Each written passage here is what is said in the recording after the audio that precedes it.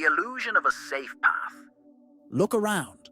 The world is full of movement, but almost none of it is real. Crowds drift through cities with hollow eyes, chasing goals they didn't choose, repeating thoughts they never questioned.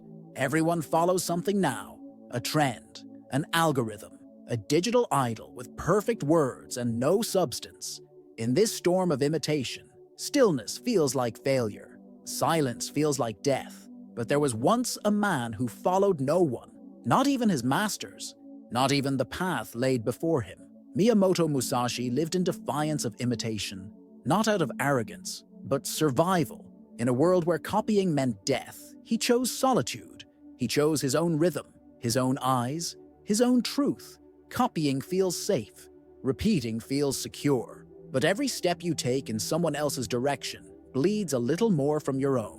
You forget the sound of your own voice. You forget how to walk without checking where others are going. And that's when you start mistaking the mirror for the map. That's when you stop seeing the road altogether. Musashi taught by removal. He subtracted until only clarity remained. No luxury, no noise, no excess. What weakens the will must be cast off. What blurs the mind must be burned away. That's not aesthetic. That's not romantic. That's necessary in his world, and now in ours. Marcus Aurelius wrote, "The soul becomes dyed with the color of its thoughts." And when your thoughts are borrowed, recycled, copy-pasted from strangers, what color does your soul become? Most men today are not living.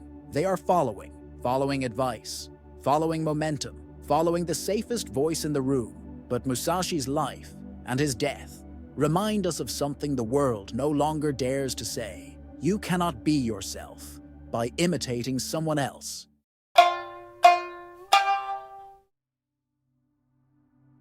There is a moment no one talks about. The moment after you stop following, after you break the pattern, after you decide to no longer copy, no longer chase, no longer belong to the momentum of others. It's not freedom, not at first. It's emptiness. It's silence, and it hurts. When you stop following, no one claps. They disappear. The crowd vanishes. The voices you once trusted go quiet. The path beneath your feet begins to crumble.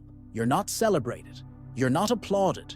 You're alone, and it's terrifying. Solitude is not poetic. It's not aesthetic. It's brutal. But in that brutality, something rare begins to emerge.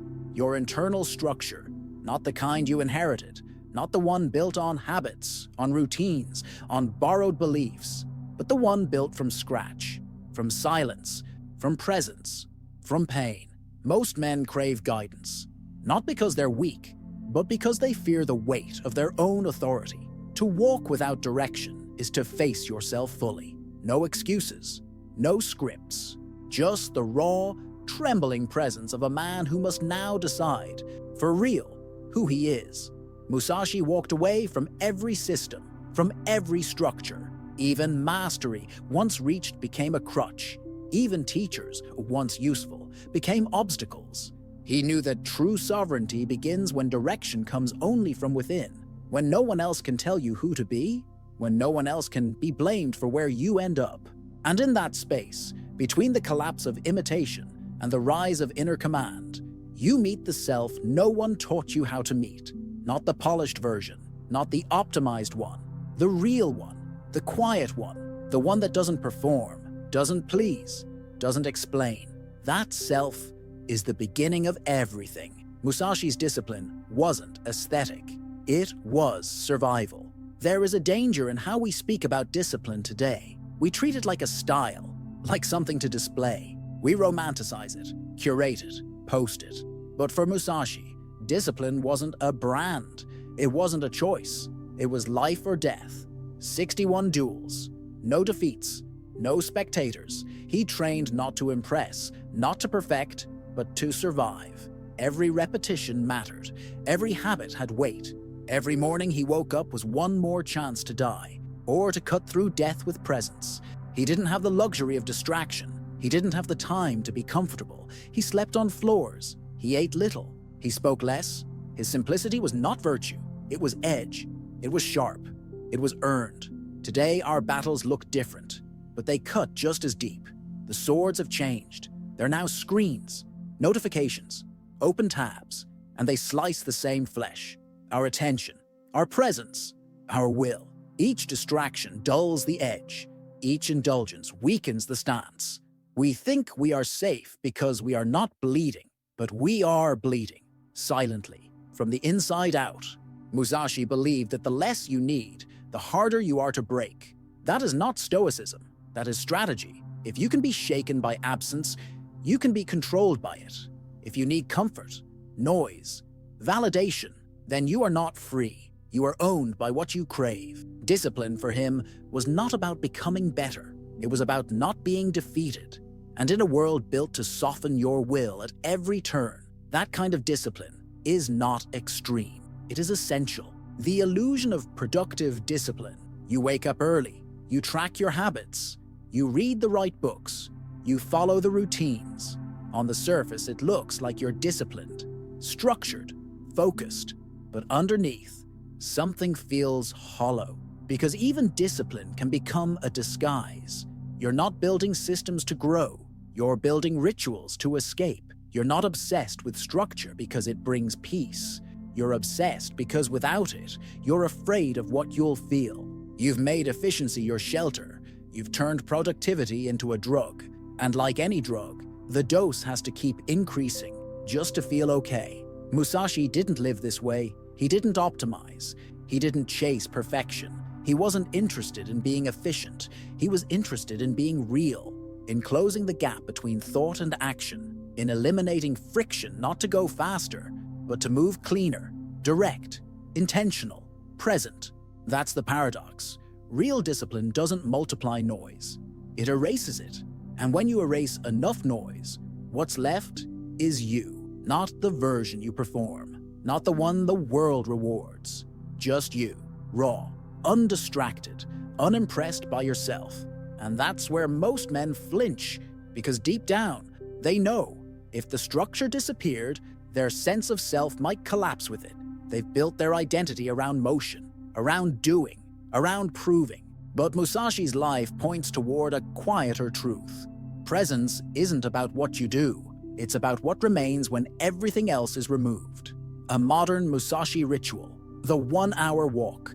There is a kind of silence that doesn't just quiet the world. It strips you bare, not because it's peaceful, but because it has no mercy. And in that silence, you see yourself, not your goals, not your routines, not your identity, just the noise underneath. That's why the walk matters.